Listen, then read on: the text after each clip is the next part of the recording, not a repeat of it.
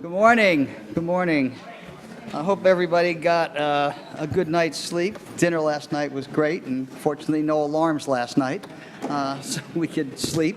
So I wanted to kick off today's session with just a couple of comments about this last section of what we had put together for papers for the volume. And if you notice on the agenda, it's called Toward the Future, Advances in the Science of Measurement and Cognition. And before I say a little bit more about that, I'm going to go back to the past. Some of us in this room are old enough to remember, well, I think we can still remember, a small paper that was written by a guy by the name of Lee Cronbach in 1957, his APA presidential address called The Two Disciplines of Scientific Psychology. And in that paper, he argued that the psychology of the 20th century up to that point, as it had evolved two very different tracks. One was the psychology, you might sort of say, of learning that had come from experimental psychology and laboratory psychology, and the other was the psychology of measurement and tests. And basically, he argued that those two things needed to come together, and there was great promise if we could just somehow get those two disciplines to come together, and he proposed a particular way of doing so, which subsequently, 20 years later, he said that wasn't exactly the right way to do it. It was the work that he was doing on aptitude treatment interaction with Dick Snow. So about 20 years later, he wrote another paper that he gave at APA, and it was beyond the two disciplines. And I just want to read the last paragraph of that paper as an entree to what we're talking about today. And it goes as following. Social scientists are rightly proud of the discipline we draw from the natural science side of our ancestry. Scientific discipline is what we uniquely add to the time-honored ways of studying man. Too narrow an identification with science, however, has fixed our eyes upon an inappropriate goal. The goal of our work, I have argued here, is not to amass generalizations atop which a theoretical tower can someday be erected. The special task of the social scientist in each generation is to pin down the contemporary facts. Beyond that, he shares with the humanistic scholar and the artist in the effort to gain insight into contemporary relationships and to realign the culture's view of man with present realities. To know man as he is no mean aspiration. Now that came from one of the strongest figures in the world of psychometrics, and in this paper he argued for essentially a sociocultural view of what we should be studying and thinking about the nature of intellect and learning. So what we're trying to do in this section of the volume is to engage in a discussion about some of the things alluded to yesterday, but that we couldn't necessarily get into depth, which is what do we know now, theoretically, about the nature of cognition, about the kinds of things we value in the educational world, and how does that relate, how do those theories relate to what we should be assessing and how we should be assessing for the various contexts in which we use educational assessment. This was alluded to somewhat in Laurie's paper yesterday. She opened up the door on that, and we're going to keep barging through that door today. So what we asked four authors to do in this section, we asked Bob Mislevy to sort of provide an overview of a socio-cognitive, socio-cultural view of essentially how we think about the nature of what it means to know and the implications of that for educational measurement. And Bob has some of you may have seen that he published a volume earlier this year called the Socio-Cognitive Foundations of Educational Measurement. It's about a 500-page book. We asked him to condense that down into a 7,500-word chapter, and then he has 18 minutes this morning. So he may be sloughing over a few things. But the idea was to lay that out as a foundation for thinking about these things. And then we asked Knut Newman and his colleagues to think about the implications of that or discuss that with respect to certain areas like what it might mean in large-scale assessment. We asked John Behrens to think about this framing with respect to how this perspective on the nature of knowing and learning might be how we might use technology in a variety of forms, in a variety of contexts, to be able to get at some of those things that are difficult to otherwise get at. And we asked Bill Penwell to think about this as well with respect to what Laurie was talking about yesterday, which is what happens at the classroom level. So these 4 papers in some ways are supposed to articulate with each other in terms of this framing of, okay, what should we be testing, or what should we be, what should we be assessing, I'm going to use that term, and then how does that play out across the contexts of use, including the uses that we talked about yesterday. So with that, I'm going to turn things over to Bob, and it seems like about every 20 years, we keep revisiting the 2 disciplines problem, and I'm hoping that by the time I'm long gone, we will have at least begun to address bringing those 2 disciplines together. So, no mean task. A little closer every time, I hope.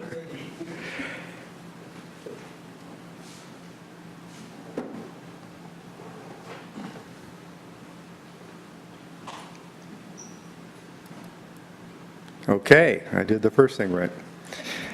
My talk is a little looser than the previous ones,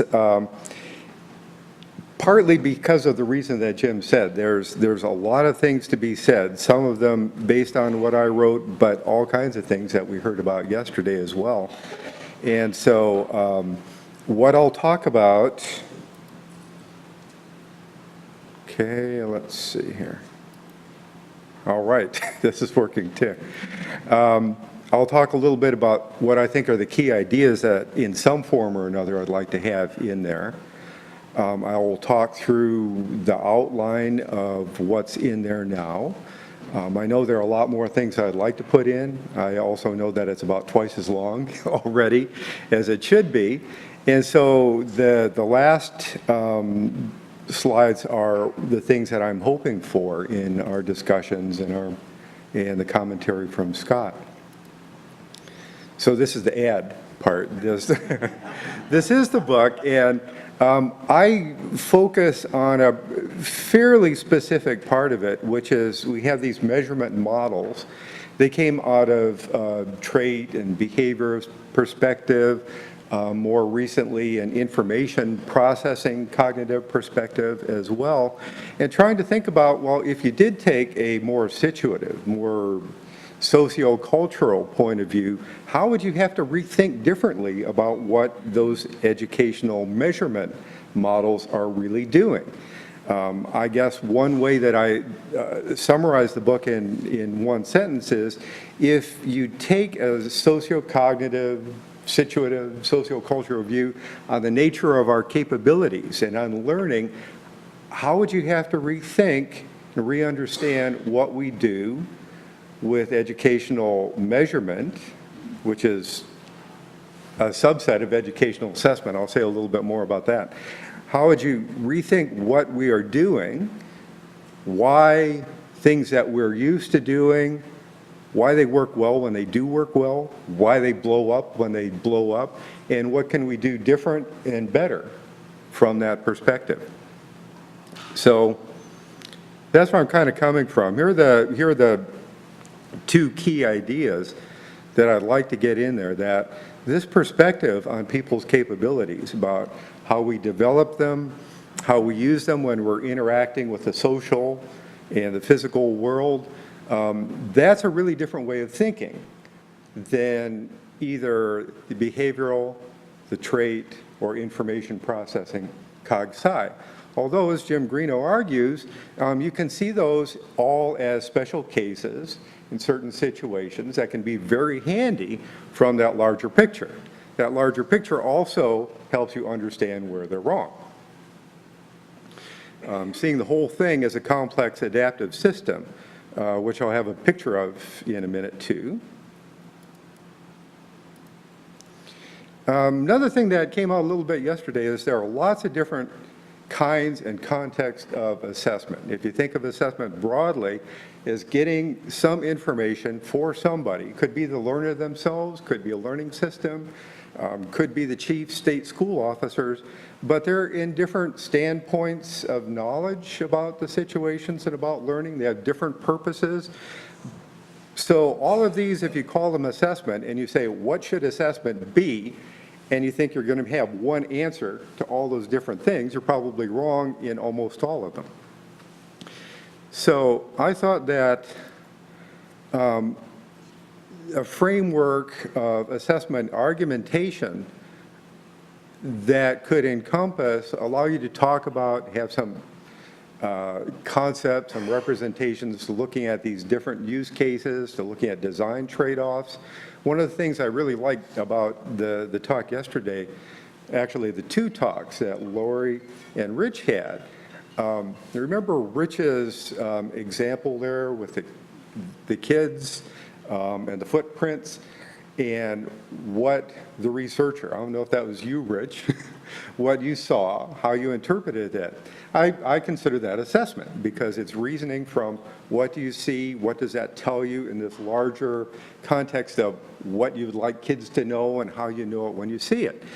That's a really different kind of assessment than dropping in from out of the sky and having a task, say a simulation-based one, where you put simulated footprints and simulated markers on that. So they're both kinds of assessment. They might even be coherent with the same way of what's important, but you know that the one that happened, that evolved out of the situation, is telling you different things. And you also know that what you know about those kids and how that situation evolved and what they did isn't something that you can force to happen for every one of 20,000 kids that you randomly sample and say, okay, now do exactly what happened here. So assessment is always about trade-offs here. And so if you're thinking about these design choices, you're thinking about your target inferences, you're thinking about the standpoint of what people know, what they need to know, this assessment argument framework can help bring out things that are hidden in most of the standard practices that we do. Bringing them out allows us to see how they work and when they don't. And there are also things that don't show up at all in measurement models, yet that contextualization is what gives meaning to all of those parameters and all those relationships that are built into the measurement models. So just trying to think about, okay, we're using these measurement models. If we take this more situative, sociocognitive view on what's really happening, well, what's going on with those measurement models? How should we be using them? So rethinking measurement modeling, not necessarily as from the classical standpoint of measuring existing quantitative attributes in people, but rather than organizing our thinking about much more complex, much more situated kinds of capabilities, but using machinery from measurement models and other more analytic techniques to help us look at patterns in large amounts of data, help us make sense of the larger patterns across all of the details, which can be very helpful in some instances and not so helpful in others, but thinking about those measurement modeling techniques as tools for managing evidence and inference across a wide variety of situations. So here's what the outline is. There's an introduction and overview, which is what I kind of just said. Next is a little bit of review about this situative sociocognitive perspective. And fortunately, there will be other articles that I can draw on a lot, so I don't have to say a real lot about it. Talk about assessment arguments, which wasn't really a charge, but I think has to be in there, because if you're going to understand assessment from the point of view of a sociocognitive perspective and understand how measurement models and different use cases fit into it, I think this assessment argument framing is a very handy way to do that. Then I'll talk about some of the developments in measurement models and analytic methods. But I think that both advances in psychology and in measurement, if you just take them and try to fit them in with existing and familiar ways of thinking about assessment, they're not going to be helpful that much. It's really going back to foundations, thinking from this sociocognitive perspective about what is it you want kids to learn to be able to do, and what kind of situations, how does that happen? And you build assessment from there rather than you write some tasks and figure out how to model them. Then I have a section on some noteworthy topics, every one probably worth a career or two in itself. Then a conclusion. So the introduction, the thing about the sociocognitive perspective is to lay this out as a complex adaptive system. I'll have a graphic of that next slide. Then some of the aspects of it that hold implications for what we want to assess. Then assessment arguments. Let's see. Okay, so here is that graphic. In the middle, that's like person level things that are happening as we are aware of them, as we think about them, as we experience them. Those are two people in the middle. Maybe they're talking about some troubleshooting a computer network. For that interaction to even make any sense at all, for that to happen, there are lots and lots of things that are happening at two levels. One of them, the one above, is these regularities in interactions among the billions of those individual interactions, and in books, conversations, traditions that stretch back sometimes thousands of years, regularities in all of those individual interactions that make it make sense. And I call those LCS for linguistic, cultural, and substantive patterns. But those are the things that make our interactions make sense. And a first important thing about that, like Irvin Goffman told us, most of those things we're not even aware of. So that's tip of the iceberg part number one. Number two is what's happening down in that bottom panel. Those are the things that are happening within each person. For that conversation to make sense, it isn't enough that those regularities exist out in the world. We have to be attuned to them. We have to recognize when something is happening uniquely, but it's an instance of these recurring patterns. We have to have attunements to recognize it, to have some options of what we might do to create them or act in them. And those two people there, the resources that they have developed over time, those are unique because they've had unique histories of experience.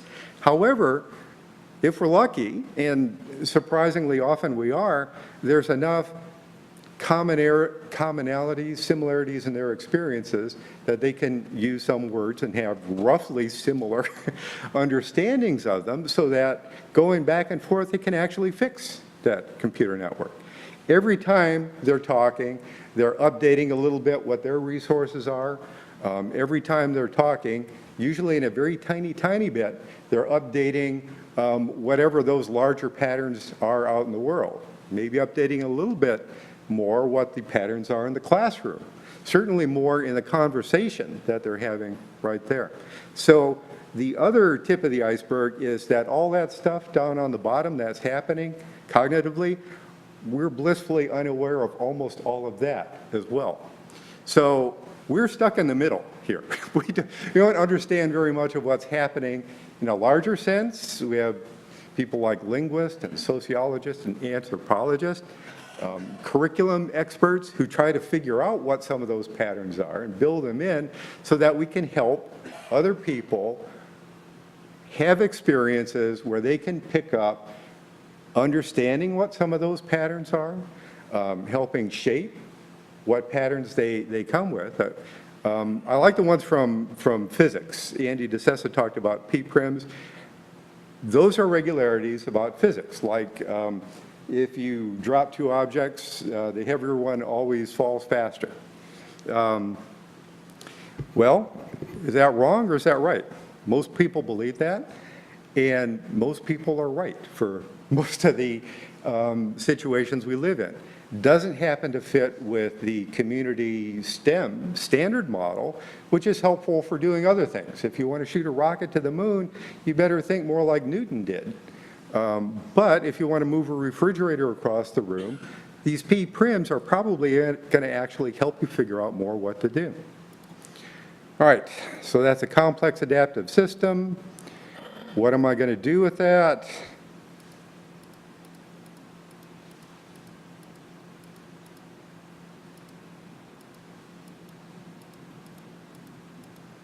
Uh-oh, am I doing this right here? Okay, yeah, then I'll go through assessment arguments. And this is, boy, if I did this again, I'd set up the clicks differently. This is what assessment arguments look like. In the book, it takes about 100 pages to talk through this. I'm tight on time already. There are a couple of things I don't point out here. That thing in the middle, the claim about the student, in our human person level things, that we call those constructs, how we think about what's happening. It's a way oversimplification of what's happening within individuals uniquely. It's a way oversimplification of the context that it's happening, the LCS patterns, because everything that we do, there are literally thousands of these kinds of patterns that are organizing that situation, and we're assembling the resources that we develop to make sense in those. Most of those we're blissfully unaware of. In assessment, we become aware of them mainly when something goes wrong. Here's this kid, and the kid is just learning to speak English, and suddenly this kid, who you think knows a lot about algebra, is having a hard time, and it is for reasons that you never even thought about. So it's kind of like, what do optical illusions tell us about the visual system? Only when something unexpected happens do we realize there's a lot going on under the scene. And the contextualization is a really, really big part of it. Making sense out of what people do in situations.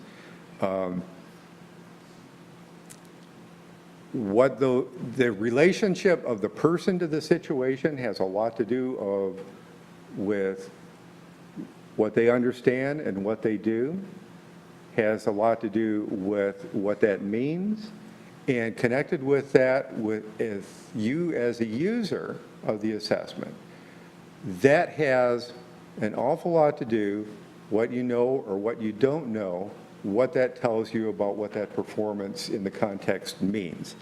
And that's one of the reasons that the same complex NGSS three-dimensional task that is excellent in the classroom for helping kids learn to think about the connection of a content idea, overarching theme, a practice. You have these kids, you know what they've been working on, you know what their zones of proximal development are, you know what kind of experiences will help build their understanding. That's exactly right. Look at how much information you had to know about context for that to do what it can do really well. Drop it in from the sky, exactly the same task, say in an accountability test, that exact same task will tell you almost nothing about almost everybody. So it isn't the task's fault. And if you think about only tasks and assessment is just about tasks, you will miss the point.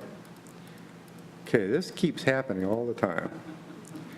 Okay, I'll talk about measurement models just a little bit. Oh, completely screwed up.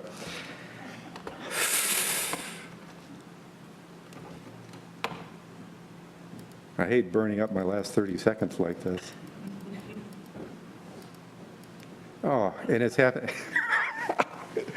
I used to have that dream when I was a kid, too. All right, so I'll just say that I do talk a bit in the chapter about measurement model advances.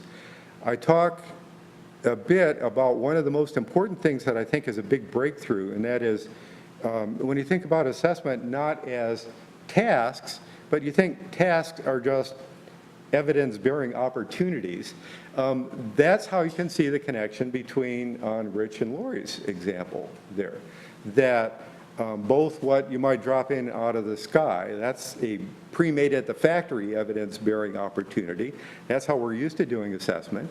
The one that emerged in the classroom, that's an evidence-bearing opportunity too, which if you have this way of thinking about what's important, what you'd like kids to know, what might they say or do, that gives you clues about it, that's an evidence-bearing opportunity that you recognize when it occurred.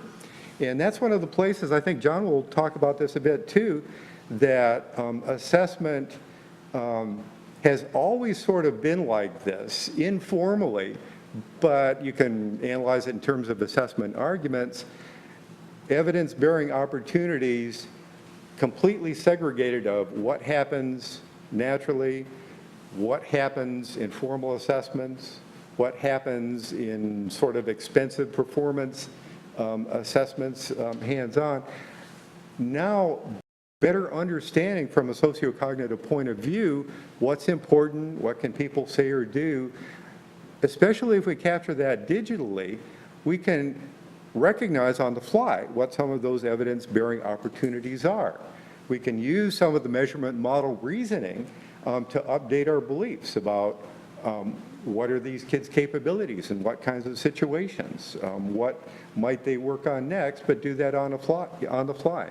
So you really need to think from these more sociocognitive terms if you want to do assessment simulation-based, game-based, where you have to think moment by moment, just like the users in Rich's example, we're thinking moment by moment. We're making some progress on being able to do that digitally, so I'll talk about that. And then I had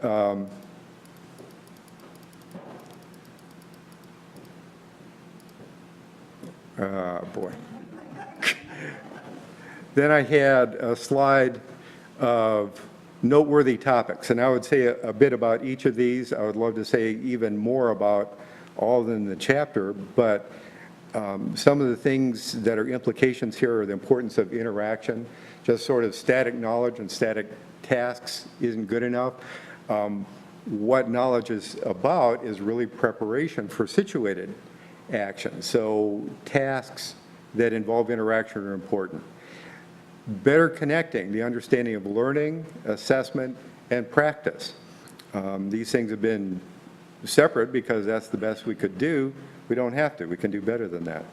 Learning within the disciplines, how kinds of knowledge and practices within disciplines tells us a lot about how to apply these broader principles in particular context and particular disciplines. Higher level skills, I'm a semi-skeptic about those. Jim G. has a quote that I like, which is, to the extent that there are higher level abstractions, generalized skills, they only come at the end of a long trail of situated experiences. That helps lead to that performance of, or the paradox of rich performance tasks. Diversity and fairness, there's another couple careers worth there, and I don't have to talk about that much here because I know Scott has a slide on that. And another one with the question marks, maybe it's worth putting in a couple paragraphs about the overinterpretation of drop-in from the sky test. If you think like a behaviorist or even a trait psychologist, you might think that drop-in from the sky test can tell you most of what you need to know. And I think they can tell you some useful things, but there's a lot that's important that you miss from those. So basing policy only on what you can learn from those does have the potential of distorting the feedback effects from that into learning. Okay, now my last slide. What I'm hoping for, Cur Draft is too long. What do I need to trim? What do I, rather than going into some of the detail behind this stuff, should I just wave my hands and point to other chapters or other books or other people's stuff? And in that section with key topics, what ought to be there in that list that isn't? Especially where it would deal with something in assessment that's new, something we could do better, or something that we do a lot of that we should stop doing. Okay, thanks. Okay.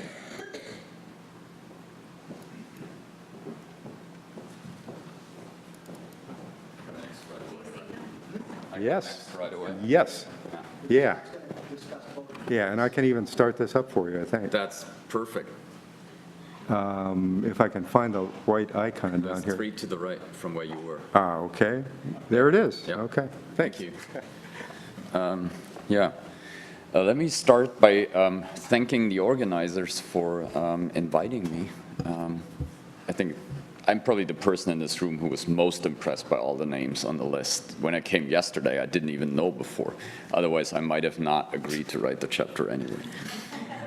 Second, given what Michael said yesterday about young scholars, bear with me, I'm one of these scholars, right? I get easily excited about things, only to be told by more experienced researchers, we've done this already in the 80s, and it didn't work. And I'll be like, well, but maybe I can make it work. So if you feel you've seen this and what I'm talking about before, let's see if we could add something or if we couldn't. The last thing about being up to date is that, well, that's good because you know what to expect, but it's also bad because you get all these ideas of how you could have written the paper and what you could have potentially addressed. And I tried to weave these in along the lines. I hope you still see there's still a line of red line of argument, red thread. So what I'll be talking about is essentially an example, I think, of what Bob just been talking about in terms of developing assessments. It's more about a project and less of a review chapter. We need to see if that needs to be changed, but that's the way it is right now. And the motivation for this project was that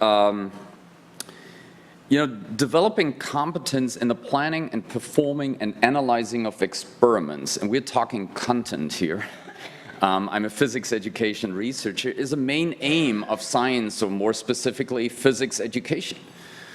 But assessments for accountability, if they're assessing it at all, mostly focus on aspects of this only. The one that's obviously mostly neglected is actually the performance of the experiments. If you're thinking now, well, but what about NAEP? I've been having a look at all these different assessments, and a lot of times it's like really narrowed down, right? So in case of NAEP, it's, for example, setting up a functioning electrical circuit, so make a light bulb work. From a physicist point of view, that's not an experiment. So we're trying to, in a way, dig deeper here. And the question you could ask based on Eric Hanushek's talk yesterday is, why is this important at all, right? Like, why are we doing this? If we're having tests already, like very nice multiple choice tests that are explaining how much money people are making later on, why do we want to test them on doing experiments? And I think it's for 2 reasons. One is, what we don't know is if what we're measuring with multiple choice tests is actually just a correlate of a hidden variable that's actually effective. So maybe it's the experiment or competence in experimentation that makes kids make that money later on. But it's just highly correlated because we know that, well, obviously knowledge is important in order for you to develop an experiment and carry it out and analyze it. And the second thing is, and I think that's even more important, large-scale assessments are carrying a message for teachers to focus on, right? And if we're just focusing on rote knowledge, what we'll get is teaching on rote knowledge. And, well, at least our point of view is that, we don't want kids to just have rote knowledge. We want them to be able to use their knowledge to do things. So the project aimed to develop an instrument that can reliably and validly assess experimentation competence in the large scale. And when I talk about experimentation competence just briefly, and I think it relates to your idea of the LCS patterns, I think one of the problems we were having in the past is that people have been looking at these complex situations, such as developing and carrying out an experiment, and they have been trying to identify, like, what knowledge do you need, what manipulative skills do you need, what not do you need in order to do this. So you get a very rich set of skills, and then you're trying, and abilities, and then you're trying to assess them separately. And we think that's wrong. You need to think differently. You need to think in terms of LCS patterns, if you want, by thinking, like, what is the task that somebody has to perform in order to do one of these experiments? So we were working off one of these models, right? And the first thing you need to do is you need to formulate a hypothesis. Then you typically design an experiment to answer that hypothesis. Then you need to set it up. I mean, designing an experiment and setting it up, I can tell you, having looked at students, is a completely different thing. I mean, for most of you, it's like, you know, remember buying a TV and knowing how to switch it on, and then doing it, setting it up, is a huge difference, as I know, you know. That's the point where my wife says, read the manual. And I say, I'm a physicist, I don't read manuals. So what's the problem with assessing these things? Well, we know that paper and pencil tests can address some of these tasks, right? Like the planning, the design of an experiment can be asked, like, well, draw an experiment, like how would you do this, set it up, or describe how you'd set it up. So paper and pencil tests can assess these things. They can do very efficiently in the large scale. I mean, you can just provide students with different setups and a question, and then say which of these setups is actually answering these questions, and they can tick it. The problem is that obviously this does not involve doing the experiment, performing it, taking the measurements, and doing the analyses, right? And again, it's a huge difference to know how to do it and to actually do it, or be able to do it. Performance tests that would actually get to that, on the other hand, have been found to have a problem in terms of reliability, because they're highly dependent on task selection and test occasion, right? So it just, the student's performance depends on what kind of tasks they get and when they get it. So you're giving students the same task, and one day they'll solve it and the other day they won't, because they're probably activating different LCS patterns at that point, right? And there's some research that shows that computer-based assessments using simulations hold the potential to validly and reliably assess experimental skills. So that's why we decided to actually use simulations and develop a test based on simulations that we could use in the large scale to assess students' competence in planning, performing, and analyzing experiments. And we kind of did this. I aligned the paper a little bit with your paper, more than the actual research was aligned with it. But we did this in 3 steps that in a way align with constructing an assessment argument, with the first one being modeling and unpacking the construct, the second one being designing and authoring the actual tasks that were assessing the constructs, the LCS patterns in that case, and the third one would be the scoring and analyzing of students' performance. So in the first step, for the modeling and unpacking, what we really try to do is not describe student skills, but describe the situations, the LCS patterns, if you want, that students would have, or the situations that students would be able to solve, the LCS patterns they would have based on the teaching they had received at schools. So we worked up this model, and then for each of the tasks that the model described, we tried to obtain a more detailed description of what students would actually be able to do. Right, so we wrote claims about what performances would students be able to show based on the teaching they had received in elementary and middle school. So we designed this test to work for the end of middle school. So the first thing we did was a curriculum analysis with 16, and Scott and I were briefly discussing about this. This should probably have read syllabi, because I am aware of a difference between the English word curriculum and the German word curriculum.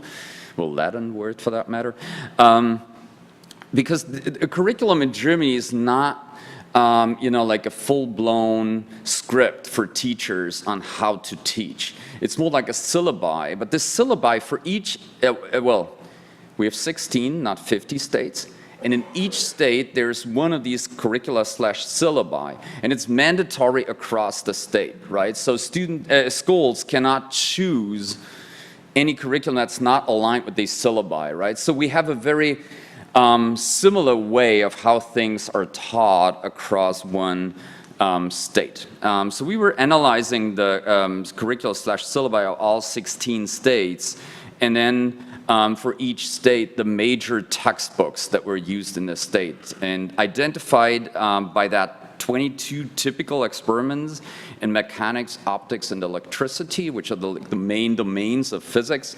that students are very likely to have met based on the curricula and textbooks during their middle school education.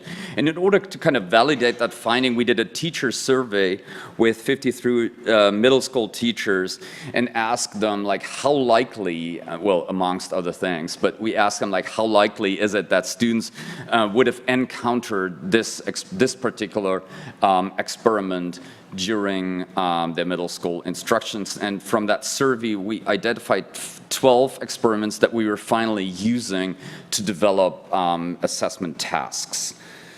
Which brings me to the second step. One of the biggest problems in these like really complex situations that are experiments is, well, you have this big task, and if you fail in the very beginning, you score very low. Right?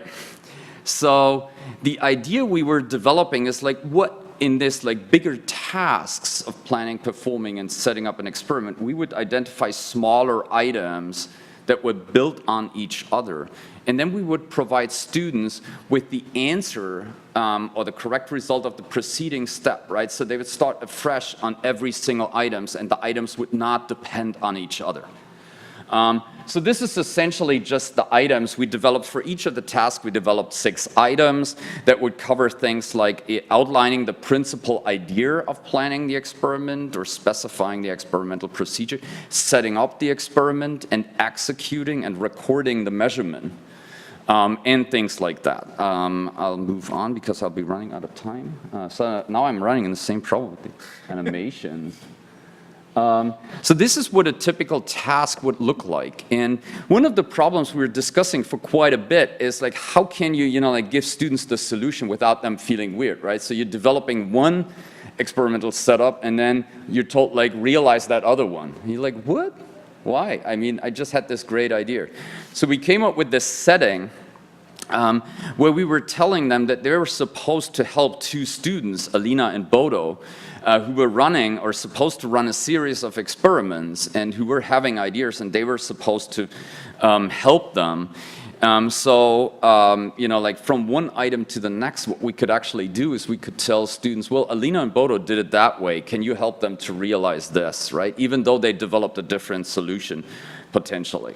So each task started with a task description. We provided students with some technical information in order to reduce the construct irrelevant variance that was brought in by things like, well, not knowing what a light bulb is. Or something like this. And then we provided them with the task. Because I realized that I'm probably the only physicist in this room who gets excited about these things, I'll skip over this a little more quickly.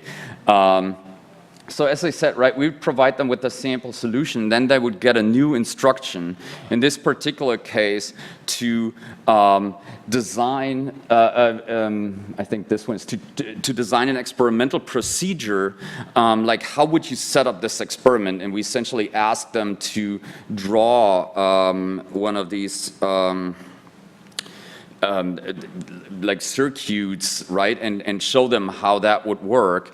And then we asked them to select, like what kind of devices, given from a set of devices, would you actually use? And then based on a sample solution, they were supposed to actually set up the experiment using a simulation, which could definitely look nicer, but like reflected the typical devices that students would meet in middle school and work with in middle school. And then they were supposed to actually carry it out. And I have a screen recording. I'll just not show this. Right? So they were dragging the things. They could actually use the mouse to connect things, like do the wiring. And then they could turn up that little button up there in order to change the voltage and measure the current and do these kind of things. And in doing this, they would actually have to take a whole lot of measurements and put them in that table on the right-hand side. So as I said, I skip over this. What we did is we did a validation study in order to figure out, is there any difference in students' thinking? So it was this think aloud study where the students got on-screen experiments and they got the hands-on experiments, the exact same materials that's shown in here, exact same tasks, and what we were looking at, is there a difference with respect to the individual items and how students think about this? And if you're just looking quickly across this with ignoring the statistical measures, you already see that the distribution of the different thinkings that students have, we categorize them into, experimental ideas, technical, or ideas thinking about technical issues, reproduction, where they're just reading the task again or something like this, and then other. And you see that between on-screen and hands-on, the distribution doesn't vary very much, but it does across the different types of items, which is no surprise, I think.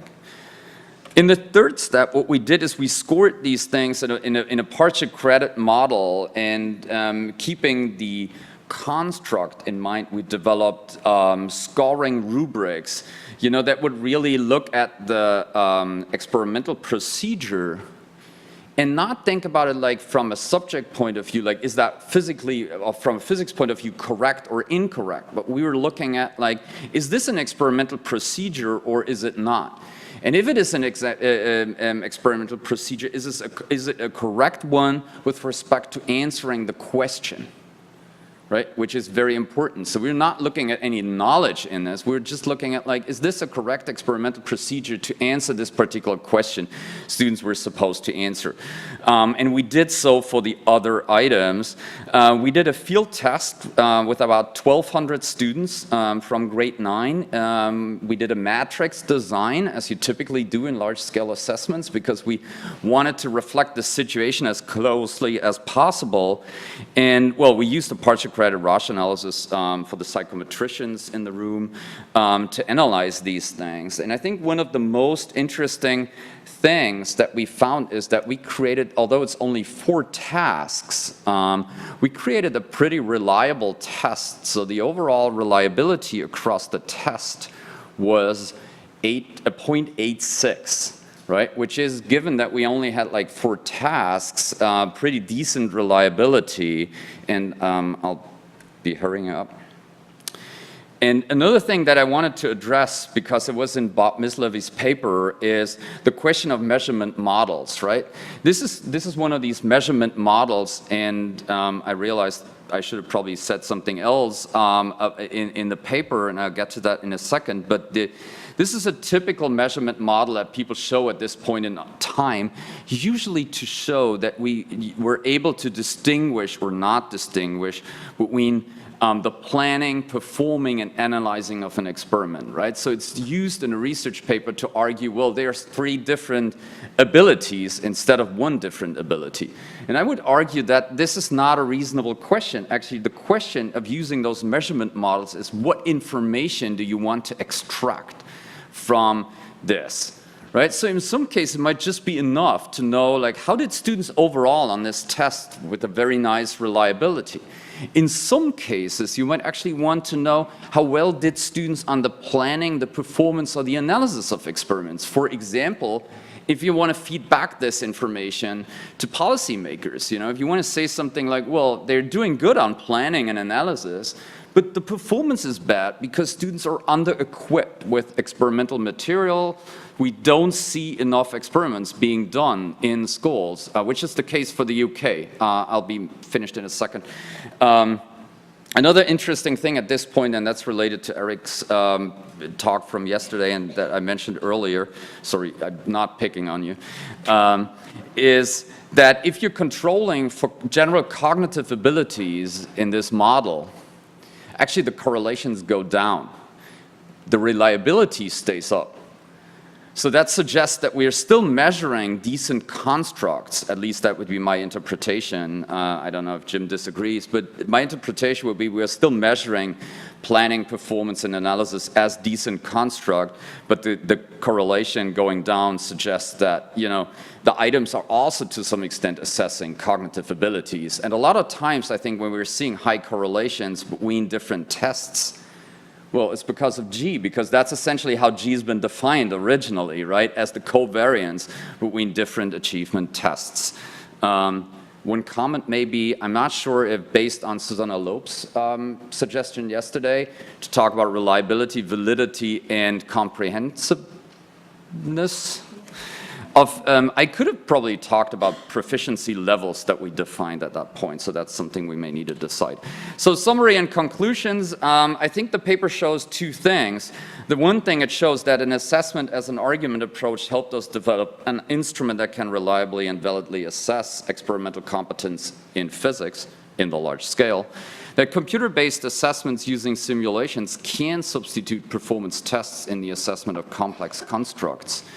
And they can do better than you know, like real experiments because they're just more efficient, for one. And the last thing is there's a potential, and that's something we're working on right now, there's a potential to explore the interaction between abilities and skills in experimentation for an even more reliable and valid assessment using data science methods, right? Because what you could actually do is you could use the log file information and analyze this using learning analytics techniques, and then, you know, like relate that back to students' proficiency levels. I know I was a little longer, I'm sorry. Thank you for your attention. Oh, and yeah, Scott already promised me he's challenged me on some of the things. Get my water out of the way. Where are the slides?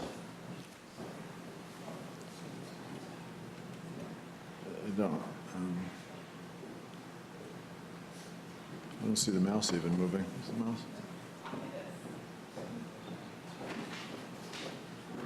Could use a little help. I don't see. Oh, sorry, because you're still.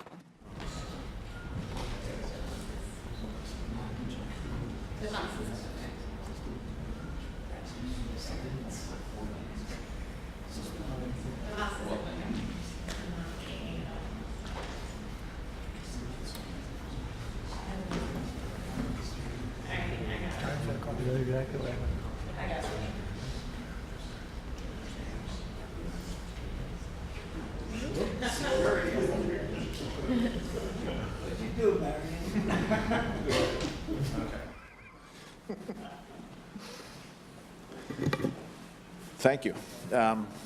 Glad to be here today.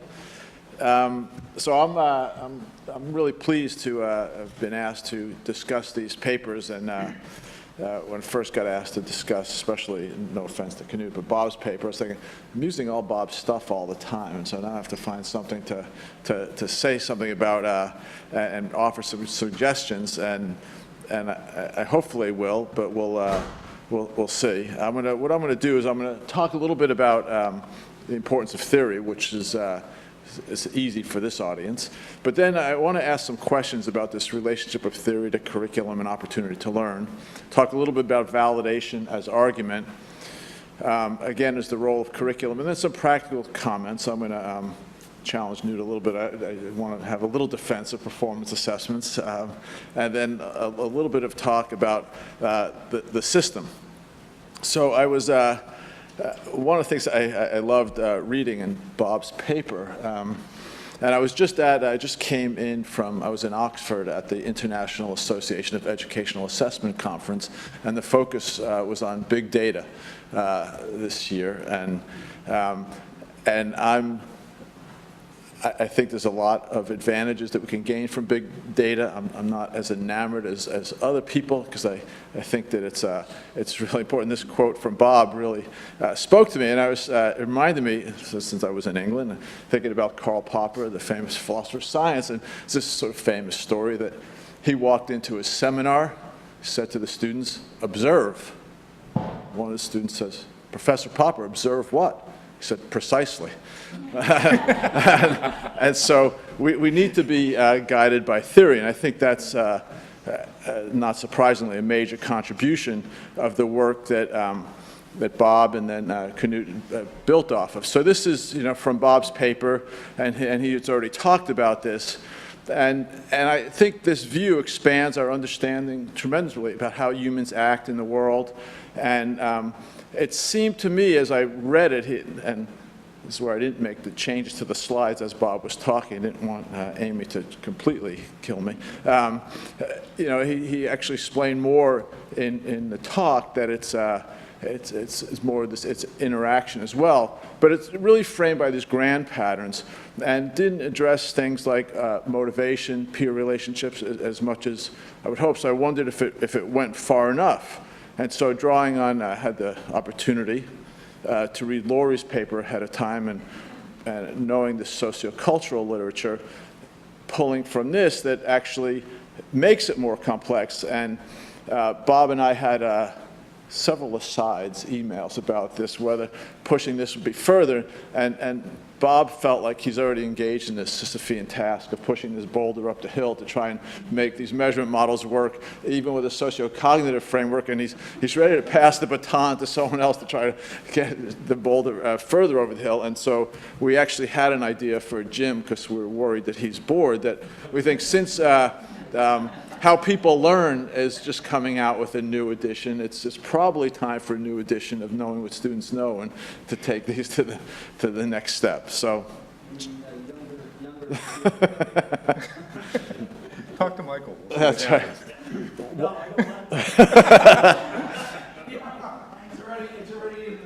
Good, there we go, good.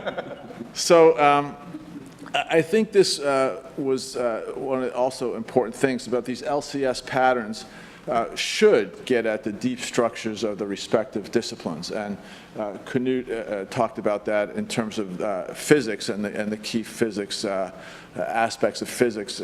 But I do think it would be important to get at this more explicitly, and maybe that's some of the disciplinary work, maybe in this section 5. We'll talk about in a second. But this idea that these LCS structures, particularly if we're focused on disciplinary learning, disciplinary-based assessment, we need to think about how each of these disciplines are structured. So Canute was a physicist. I was actually a biologist, so we need a chemist up here next, and we'll be all set. But biology and physics are structured in have very long-standing traditions and structured in ways that help people really understand and develop schema about these disciplines. And I think that it'd be important as we're thinking about assessment of disciplines to make these connections to the deep structures of the discipline more clear. And speaking of that, I had this, as I was reading, especially Canute's paper, this is a quote from his paper, him and his colleagues. And these LCS, this direct quote, are developed during science instruction and likely specific to the respective steps in the experimentation process. Students that never get a chance to plan experiments will not have respective LCS process. So it read to me like curricular preparation, which is not a bad thing. It's a good thing. And so this is just a question that I don't know the answer to, and I suspect folks here do, or we'll have a conversation about it, is what's the added value, I don't mean that in a bad sense, of this socio-cognitive perspective and LCS compared with the way we think about curricular preparation and opportunity to learn. Is there something beyond it? It puts a framework around it, but at least the way it was being talked about here, this felt like opportunity to learn and strong curriculum, which is, again, it's not a bad thing, but I just want to get some clarity about those differences.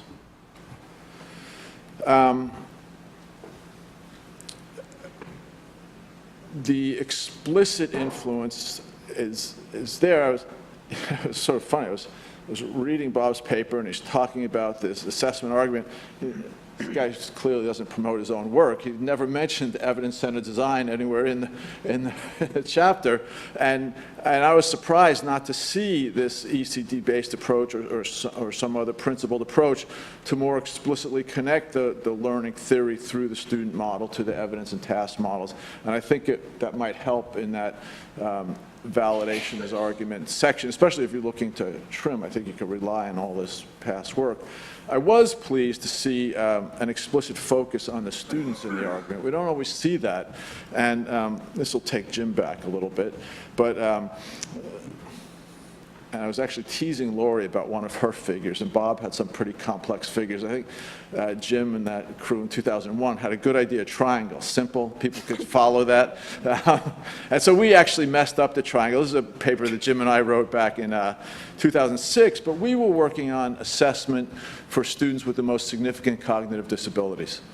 And to try to actually operate in an assessment framework for those students without being very clear about who these kids are and what type of needs they have, you can't even think about a learning context, an assessment context, or a validation context without that. So when we used knowing what students know to help frame the work we were doing, we actually had to say it's not just about cognition, but it's about really clearly what are these students, what are the abilities they have, and what are they able to do very clearly in there, as opposed to a more grand theory. The grand theory had to be part of it, but that was clear. So there is some precedence for that in this special education assessment. So Bob laid out some really important considerations for the limits of current measurement models and potential advances that may incorporate socio-cognitive interpretations.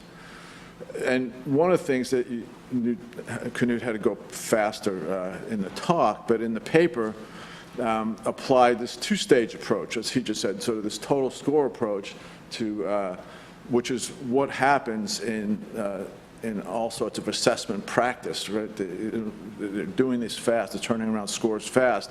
And so he did this unidimensional first stage approach, but then as he showed, this second stage analysis to get at more information that might be there. And that's going to be an important consideration, because the more complex these models become and the more specialized and technically savvy you have to be to operate, the less likely we'll see them in practice if we want them. So figuring out how to blend this theory and practice is going to be important. I just love this. So I'm on all these technical advisory committees who run them, and everybody learns in their first IRT class about invariance, and then nobody believes it. You know, we're sitting in rooms with Ron Hamilton and Bob Brennan and Bob Mislevin, and we all talk about it like, well, you have to think about the field testing, who you're field testing in the population. And so Bob, of course, has this great quote about so maybe we could stop talking about invariance, and I'm going to get to that a little bit when we talk about diversity. That's only a psychometric joke for those. So both talk about the challenges of using performance tasks, and particularly in large-scale settings. And there are huge challenges. Knut takes a stronger stance, and he's relying on a lot of Rich's work, Rich Shabelson's work, and others. And I think Rich got sometimes a little carried away with thinking that everything was going to have to rely on performance tasks. And I also argue it's not an all or nothing choice, especially even in large-scale settings. We could think about different type of hybrids where we have some performance tasks and other sources of information if we care about total score reliability. Matrix sampling is a way to think about how we could do this. If we're thinking about unit of analysis, if it's about students, that's a little trickier. But if most of the assessment we're doing is about school and classroom, we're easily matrix sampling. And then one of my favorites is blending local and large-scale information, again, depending on the use. But we have to think about, and it's like, and this is where I push a little bit, what do we care about? And I like this quote from Philip Schleckley, This notion that of tasks that bring students into profound interactions with content and processes, right? And I like what Canute did for a large-scale setting. I think it was very clever, and I think it has a lot of use. But, compared to the stuff that Rich, I didn't see it yesterday, but this is Bill and I were talking on the way over, and Jim just gathered up that NRC committee from 2014 and brought us here. But it was, so I've seen a lot of those tests, and this richer kind of performance that we care about a lot, that we really want to see to be able to judge students to be well educated, is really important to us. Getting these close approximations and as possible for these large-scale settings, if that's important, is a very good thing. But I don't want to see us lose these richer performances that we care about. So we're going to get to Bob's wish list of Section 5, and that's something I don't want to give up on. So Bob I felt guilty because the first set of slides I didn't address Bob's wish list on his last slide of what he wants to talk about. So he asked about what are these noteworthy topics, which ones do we think should be prioritized? And it's, to me, it was which is my favorite child kind of thing. It's, they're all important. So I think that I didn't want to, have to choose. And they're all very important. And I think that some of them can be grouped. I don't know if that makes it more efficient or more complicated. But one thing I will say is that diversity and fairness needs specific treatment, especially thinking back to my little quip about invariance. And I've had the good fortune of working with folks who were very well experienced in special education assessment and English language learner assessment, and one who, true psychometrician, but as well Linda Cook, who's is on several technical advisory committees, is always bringing this up, is always reminding us that unless we attend to this explicitly in the design, in our field testing, in our validation, we're going to miss it, because as you guys both talked about, there's a lot that we can cover in the averages, and a lot that gets lost. And so this would be one area I think that probably would warrant, I mean, Jim and Michael make the call, but I think as assessment, as evidence, we have to think about evidence for all kids and how that might look different. And then I can't finish without talking about this, that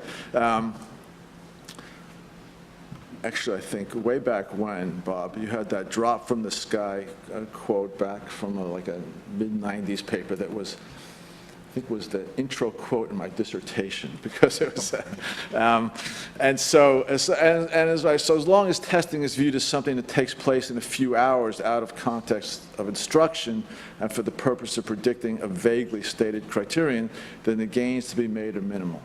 And I think that this richer interpretive framework that Bob and Canute are proposing will be lost or wasted, perhaps, if we're just trying to do this with single end-of-year assessments. And we need to be thinking a much more of a systems approach. And I don't know how long I had, but I'm finished. I saw that. I know. I originally started off with 24 minutes. Back on time is what she's saying. Thanks, Bob, Canute, and you did a great job, Scott. Just keep bringing the triangle back up again. Somebody said, You get a royalty for that every time. Though. I wish. Somebody said it's going to go on my tombstone. Okay, so we're going to open this up for comments and questions. And where's the microphone? I don't see it.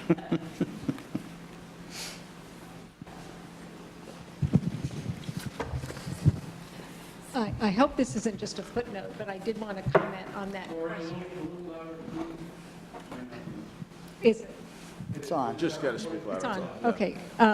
I did want to comment on the question that Scott raised about whether this is understanding cultural patterns is just curriculum and opportunity to learn. Yeah, I wasn't saying just, but in the way that Canute was referring to it, I didn't think that distinction was that clear. So I think that when the drop from the sky is not attuned to curriculum and a deeper understanding of what kids understand and know is tied to curriculum is a big, broad issue for this looking to the future. And I did want to suggest that when it is just curriculum and when it isn't, and I think that pointing at Bill here, we did distinguish between sociocognitive and sociocultural, and important, because they kind of blur, and an important difference, I think, would be around this specific issue. And when we push all the way to a sociocultural understanding, we do the work of bringing in kids' own experiences and emphasize that prior knowledge, which, cognitive theory has recognized forever, isn't just their earlier schooling experiences, it's also their community and home practices. And what an educative setting does for them is bridge and do both. What is your prior schooling and what is your home and self-identity? And those things together push us all the way to a sociocultural understanding. So I would argue that curriculum is really important, but we also want to go and think about how to make those connections.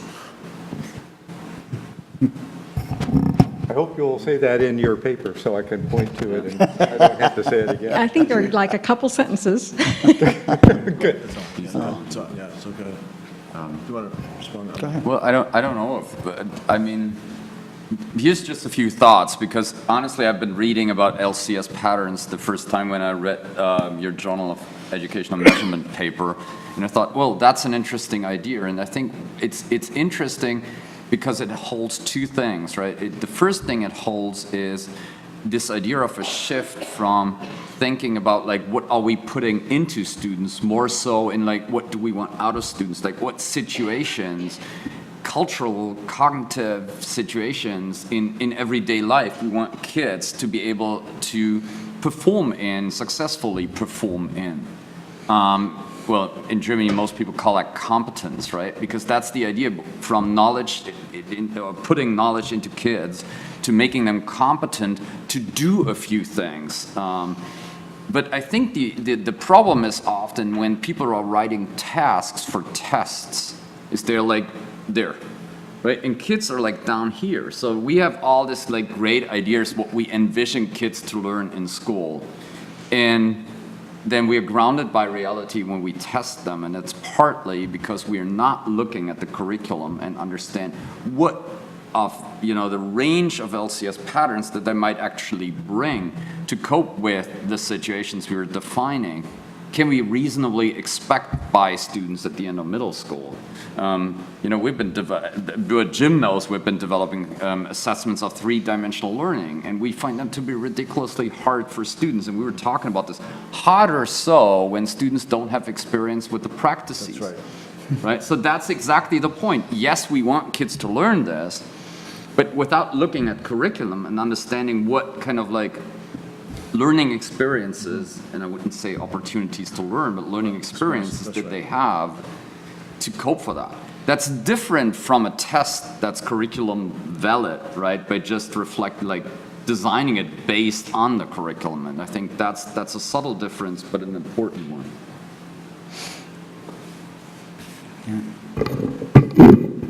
Thank you.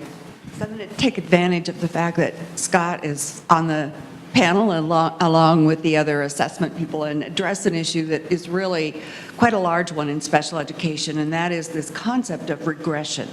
So the amount of instructional time that is lost every fall as teachers think based on assessments or observations of a form of assessment that these kids have forgotten, cannot do what they were taught in the spring.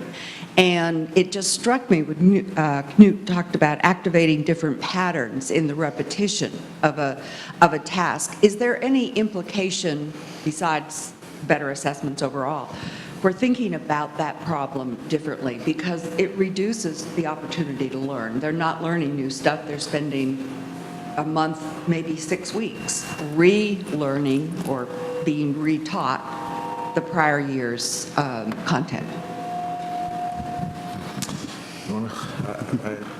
Good. Should I? I don't know, to me, but so there's a few things, and maybe what they're reteaching is stuff that wasn't that important to begin with, that I forgot, right? And Phil Darrow has done some work on this in math recently about, this problem of trying to catch kids up who are so far behind, and it is this notion of identifying the central ideas in the discipline. Let's talk about these deep structures that we focus on. For better or worse, the Common Core tried to focus on that, but they didn't quite get it right because they still packed so much stuff in. But he's actually done some nice work of trying to, how do you help kids move along faster without all the extra stuff, but still carrying these big ideas of proportion or algebraic reasoning forward. And maybe it's this, I don't know in this case particularly how you deal with that, but this would seem to me that we have to figure out what's the important stuff that's going to build on the prior knowledge and giving them a solid schema for the discipline. Then I can't even remember what I had for lunch yesterday. So that, right? So that's right. And that's what I'm saying. I agree with that. That's what I'm saying. The structure of the curriculum. That's why Phil's approach is pretty nice. Is saying, what are the things that build and build a structural understanding of the discipline. Yeah, and I think Dan Schwartz's talking about preparation for future learning hooks into that. Here's what, in one sense, is the same idea about, transfer of energy, but you keep seeing it in different circumstances, and you use the same words, and you point out the same patterns. And it's only by continually using it and expanding it that it doesn't fade away as soon as you stop talking about it. Right. You can pretty much guarantee that if you really cram on something and talk about it intensely for 2 months and then never talk about it again, it will go away. That's right. The high school Spanish. So, this question about special populations, one of the things that I found remarkable in the participating along with Scott and others with folks who were trying to figure out how to develop assessments for the so-called 1%, the students with significant cognitive impairments and disabilities. The best part of that work was that we had to, psychometricians, everybody had to abandon the typical way we thought about this and get down to what is it that we really consider essential for these kids to know, whether it's in mathematics or literacy, and then develop instruction and align the assessment to that. And so I think part of the issues, and it's sort of implied by what Lori said, is you either have a very decontextualized instruction, which is rooted oftentimes in behavioral principles, it wouldn't even go so far as to say cognitive and socio-cognitive. So that's one issue. And the other is, I think the implication of a lot of this way of thinking is to recognize something that took a long time in cognitive psychology to recognize, which is the way our knowledge can be extremely brittle in the sense that it is highly contextualized. And what we seek in education is knowledge that transcends the original conditions of learning. We want transfer. But we don't effectively teach for that by the choice of the conditions under which we promote the ability to do that. And in some ways, many of these large-scale assessments function as far transfer because they are so decontextualized from the conditions of original learning. Some kids do it extremely well, others it doesn't allow them to essentially activate the schemes and what the resources they have. And that's one of the challenges we face. Yeah, I think that's actually the two things I see as a problem with, richer tasks in large-scale assessments that we've been discussing right here. One of them, which becomes very apparent because, like the richer we make the tasks and the more we agree with that they're actually reflecting what we want kids to learn and in school and be able to do at the end of school, the fewer students can actually do it, right? So and I think one thing is to more closely look at like what are students learning in school, not to the point where we're like, oh, this is this specific bit of knowledge, but more like what do they learn within this larger framework of a performance task? What performances can they actually do? And I think ECD can actually help us here by specifying this more closely and aligning it with the curriculum without testing the curriculum.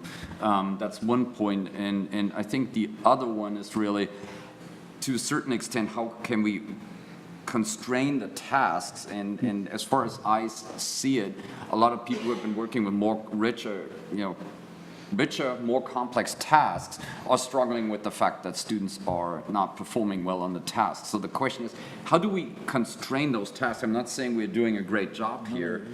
How can we constrain the tasks so for some of the students, and maybe we need to think about within task adaptability, in order to address this problem, to make it tasks that even low achieving students can perform something on, and then make them richer and more open for students that are at the higher end of the achievement. But that, I think, is something we need to solve.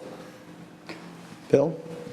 So I apologize. I want to take us back to Lori's comment about another entailment, I think, about this distinction between the sociocognitive and the sociocultural. And in one sense, very crudely, you could put the sociocognitive as the social is in the service of individual cognition. That's right. Right? Mm-hmm. And in the sociocultural, we're talking about, to use Jean Lave's definition, changing people and changing communities. Mm-hmm. So in Bob's little complex adaptive systems diagram, what we're also interested in is, as you described it, the little wobble in the LCS itself. And is that a moment for assessment? So I would argue yes, and I'll give an example. So when we prepare in our curriculum kids to engage in science and engineering practices, we want them to apply that to an issue of community concern in their communities. So they're not just, quote, using the practices to demonstrate mastery, but hopefully to create that little wobble in the community itself. And to me, that's an assessment, an evidence-gathering opportunity to draw an inference about the students and how they're actually changing their world. So that's, to me, a really important part and opportunity for assessment. I'd certainly agree with. Go ahead. Yeah, I'd certainly agree with that. I used sociocognitive because it was closest to the particular problem that I set out to, which is connecting what's in measurement models, which is like 7 steps away from Jean Lave. In fact, maybe there's even a brick wall. But if you want to say, I agree with Jean Lave in the nature of learning in communities and what you want people to do. I also think that sometimes statistical analytic techniques and measurement models can help me sort out problems of evidence and inference. How can I keep both of those ideas in my head at the same time? And so I pushed from this end. Yeah.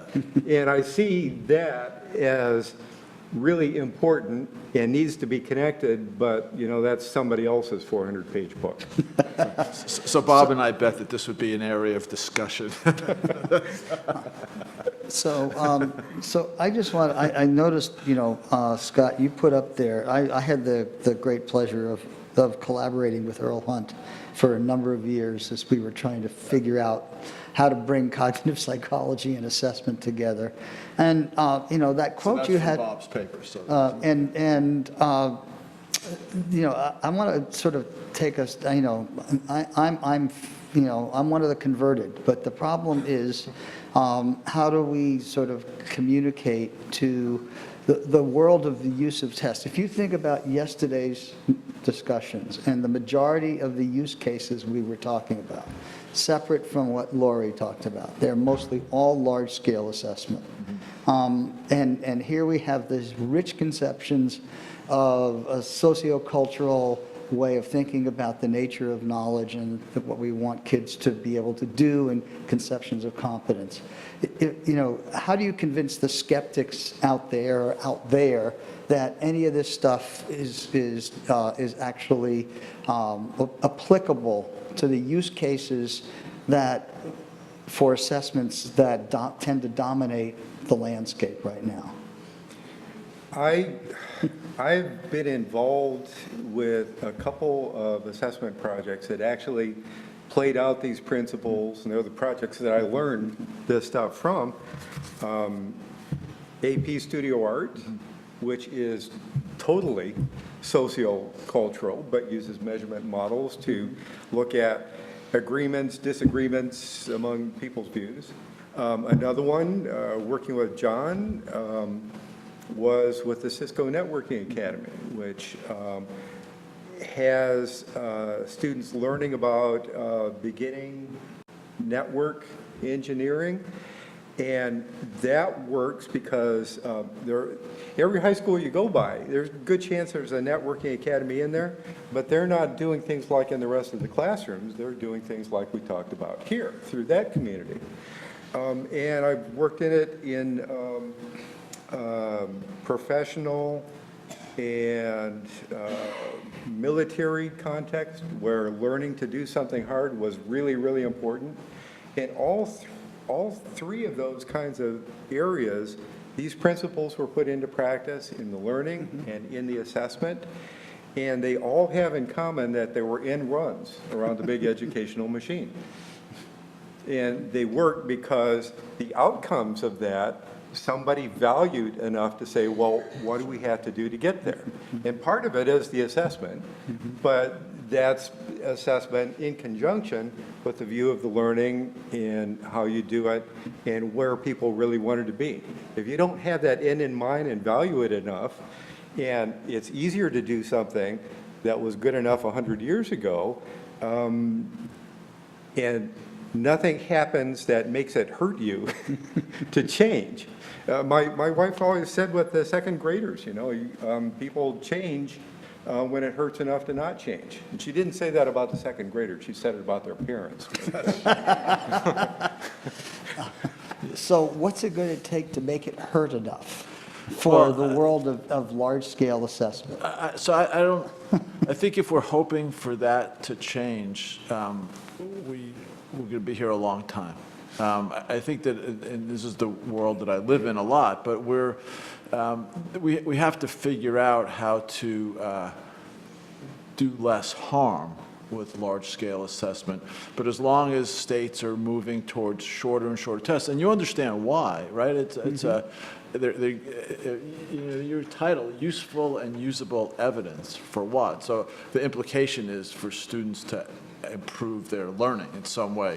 And the way these autopsy assessments comes back, they're not going to do that. So, Lori and I have both written as well that, we need to be focusing on perhaps district and classroom levels if we want to move in these ways to improve those. Now, most of the district assessments are so crappy that would be a place to intervene where we actually could make a difference.